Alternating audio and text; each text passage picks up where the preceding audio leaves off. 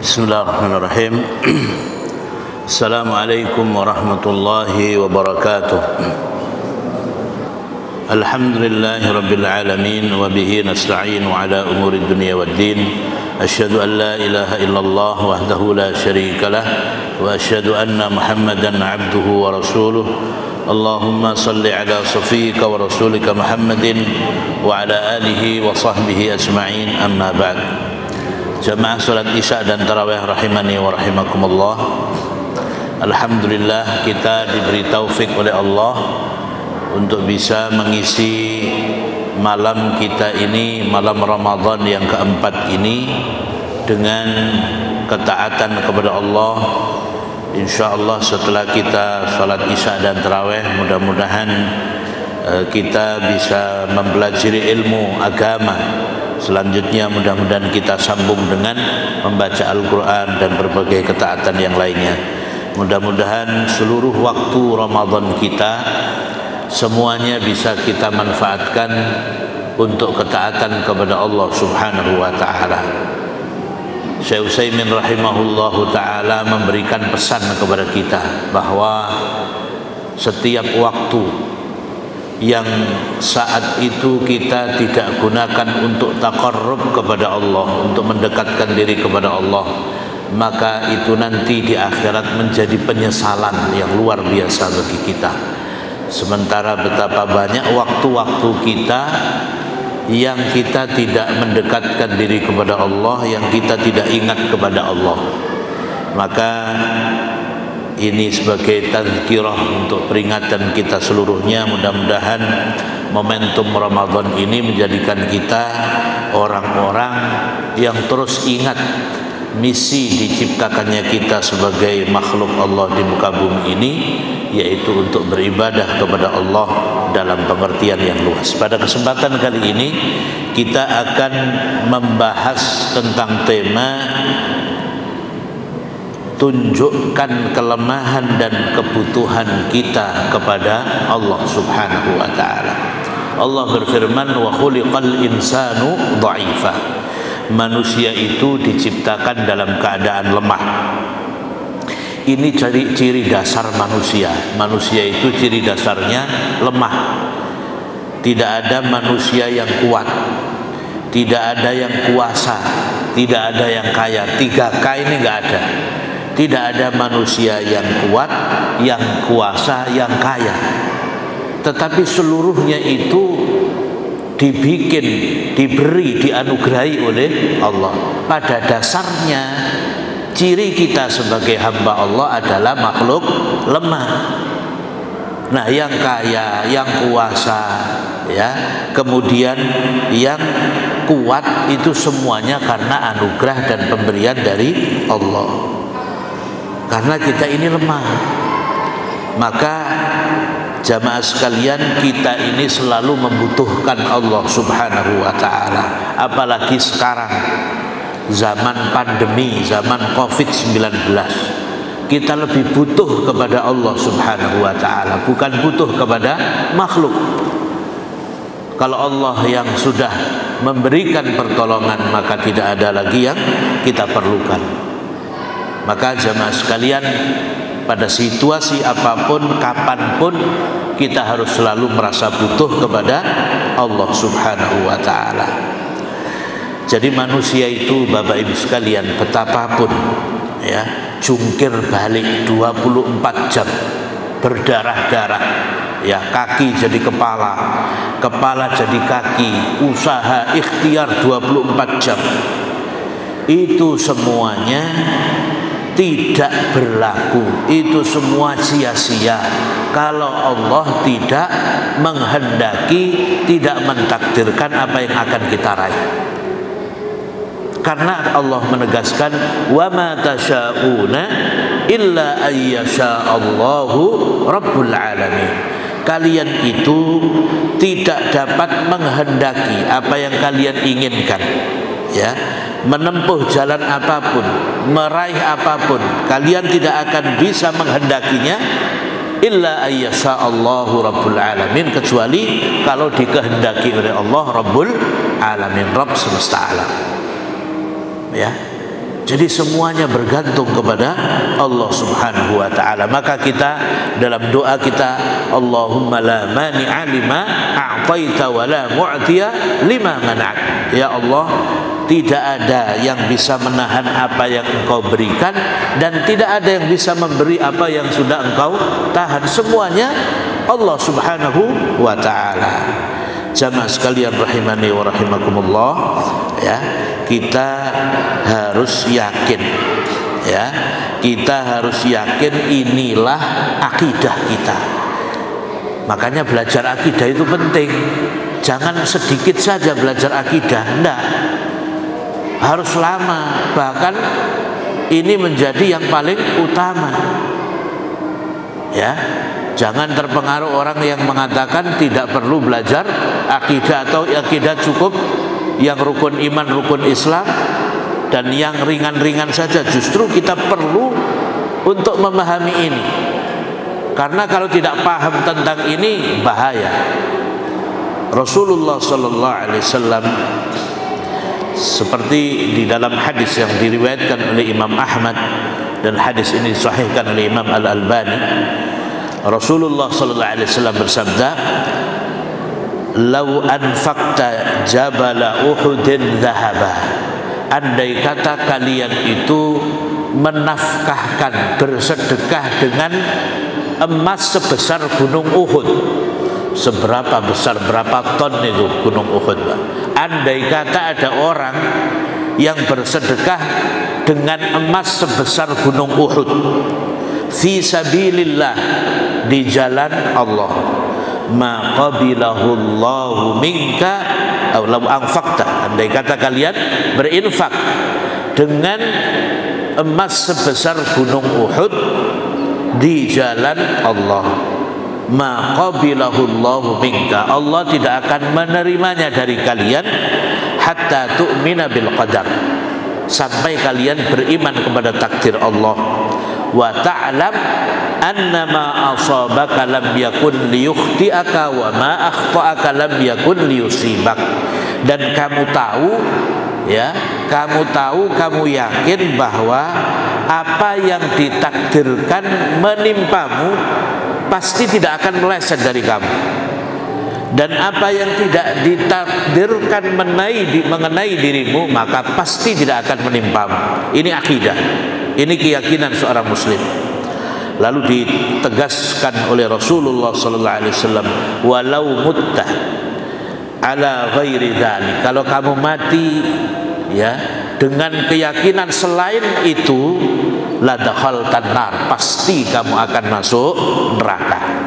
Jamaah sekalian, ini penting, karena betapa kita ini sering tidak sadar, ya, seolah-olah apa yang kita raih itu karena kerja keras, karena ikhtiar, karena kecerdasan kita.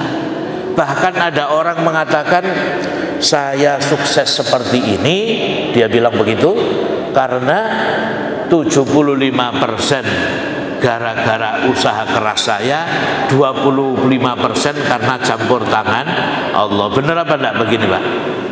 Ya salah. 100% semuanya karena takdir Allah. Meskipun jungkir balik kayak apa, orang tidak bisa sukses, tidak bisa kaya kalau Allah belum mentakdirkan. Itu semua dengan kehendak Allah. Ini kita ini lemah. Jadi manusia jangan kemudian seolah dia ini yang bisa meraih segala-galanya dengan kecerdasannya, dengan kekerasan atau dengan usaha kerasnya, dan dengan segala upayanya. Tidak, semuanya itu adalah dengan takdir Allah. Manusia itu lemah. Jamaah sekalian rahimani wa rahimakumullah,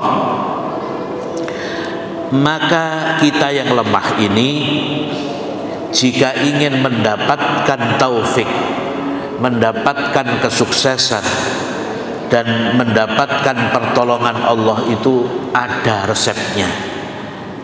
Ada resepnya.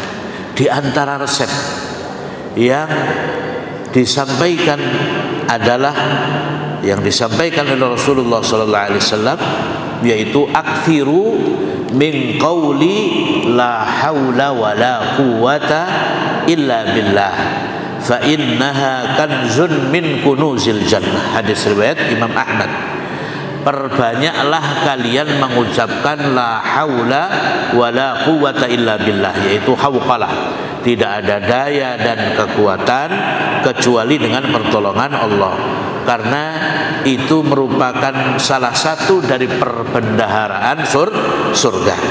Ya, jamaah sekalian, arti daripada hadis ini ya seperti disebutkan oleh sahabat Ibnu Abbas radhiyallahu anhuma, la haula bina 'alal 'amali bit ta'ah illa billah.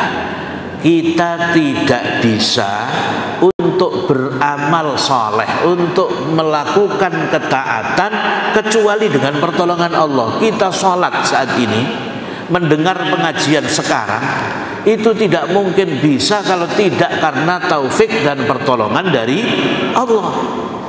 Nah, ini tafsir dari sahabat Ibnu Abbas radhiyallahu anhuma. Wala quwwata lana ala tarkil ma'siyah illa billah. Dan kita tidak punya kekuatan apapun untuk meninggalkan maksiat kecuali dengan pertolongan Allah subhanallah. Jadi jamaah sekalian, kita harus bersyukur. Ini pertolongan Allah, ini taufik dari Allah. Kita bisa sholat berjamaah, kita bisa meninggalkan maksiat.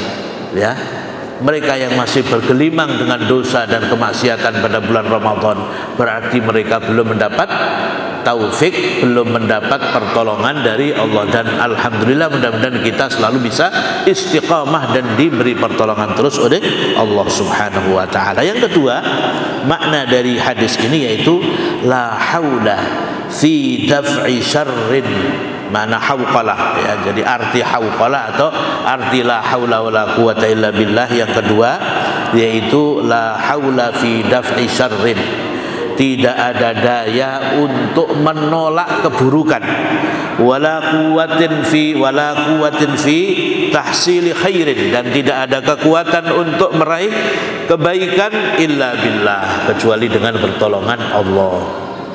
Ya, apapun kesuksesan kita, apapun kita meraih dari cita-cita, harapan, impian kita, semua karena pertolongan Allah. Dan kita tidak bisa menghindari keburukan, menghindari bahaya kecuali dengan pertolongan Allah. Kemudian yang ketiga, makna dari hauqalah ada banyak makna, tapi saya cukup mengambil 3 saja. Innaha iqrarun minka, itu merupakan pengakuan darimu ya, bi faqrika wa ihtiyajika ila rabbik, tentang kebutuhanmu terhadap Tuhanmu, fi jami'i ahwalik, dalam seluruh keadaanmu, dalam keadaan lapang maupun sempit. Tahqiqan liqaulihi ya ayyuhan nasu antumul fuqara'u ilallah wallahu huwal ghaniyyul hamid, sebagai realisasi dari firman Allah, wahai manusia, kalian itu fakir, kalian itu miskin, butuh kepada Allah, dan Allah itulah yang maha kaya lagi maha terpuji.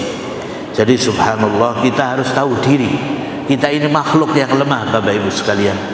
Jangan pernah ada yang merasa dia punya sesuatu kemudian membanggakannya. Harus dia semakin tawadhu ketika semakin mendapatkan nikmat yang banyak dari Allah, entah nikmat harta, nikmat jabatan, kekuasaan, nikmat ilmu, nikmat apa saja, maka sesungguhnya kita harus semakin tawadhu, karena itu merupakan anugerah dan pemberian Allah, bukan karena kita yang hebat.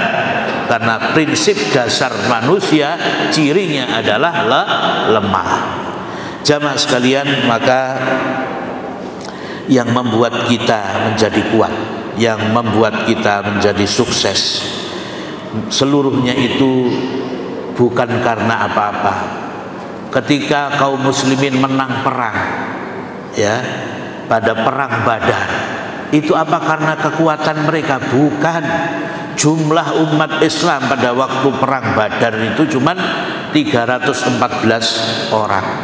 Kaum kafir Quraisy 1000 orang, ya, 3 kali lipat lebih. Tapi umat Islam menang. Apakah karena peralatannya yang hebat? Bukan, tapi karena pertolongan dari Allah. Karena ketaatan mereka kepada Allah, maka turunlah pertolongan. In tansurullaha yansurkum wa yutsabbit aqdamakum. Kalau kalian menolong agama Allah, Allah akan menolong kalian dan Allah akan meneguhkan pendirian kalian. Jadi demikian. Itu terjadi kapan, Pak? Perang Badar pada 2 Hijriah. Umat Islam masih awal-awal di Madinah, ya, perang bersama orang-orang melawan orang-orang kafir. Tapi menang, bukan karena persenjataannya, ya, bukan karena kekuatan fisik mereka, enggak, tapi karena kekuatan imannya kepada Allah, karena akidahnya, karena ketaatannya kepada Allah Subhanahu wa ta'ala.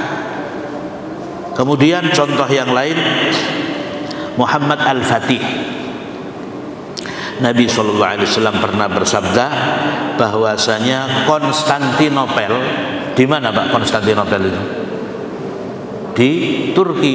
Yang Istanbul sekarang itu dulu Konstantinopel.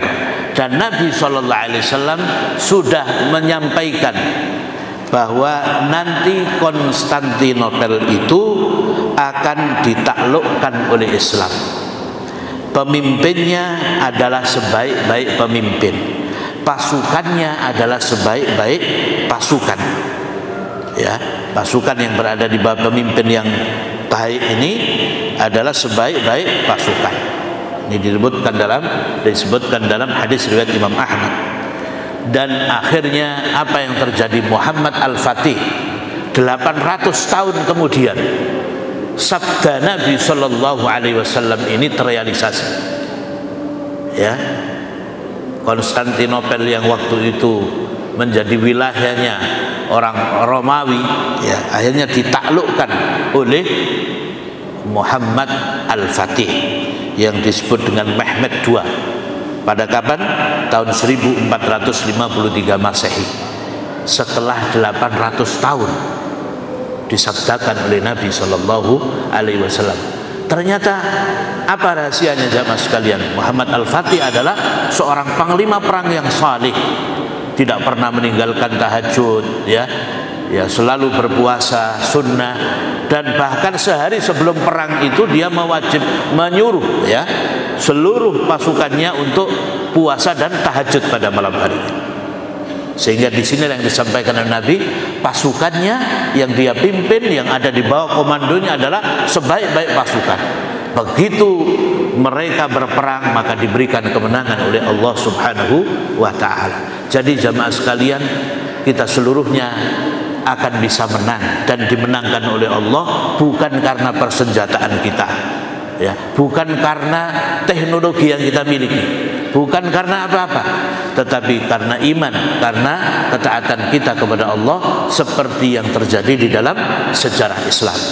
Tapi ketika umat Islam meninggalkan agamanya, ya, tidak mau menjalankan syariatnya, saat itulah kemudian Allah menimpakan kehinaan kepada umat Islam. Mudah-mudahan kita kembali, ya, menjadi orang-orang yang kuat, ya, dengan senantiasa ingat bahwa kita ini adalah makhluk lemah, tidak bisa kuat kecuali dengan pertolongan Allah, dengan memperbanyak selalu zikir la haula wala quwata illa billah. Jamaah sekalian, mudah-mudahan kita seluruhnya segera diangkat seluruh apa yang menjadi musibah, bencana, yang menjadi kesedihan kita seluruhnya kaum muslimin, khususnya di Indonesia ini yang bertubi-tubi mendapatkan bencana.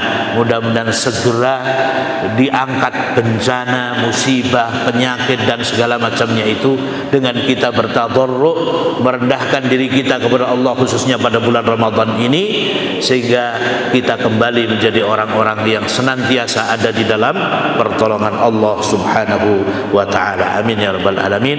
Demikian, mudah-mudahan bermanfaat untuk saya dan jamaah sekalian. Barakallahu fikum. Assalamualaikum warahmatullahi wabarakatuh.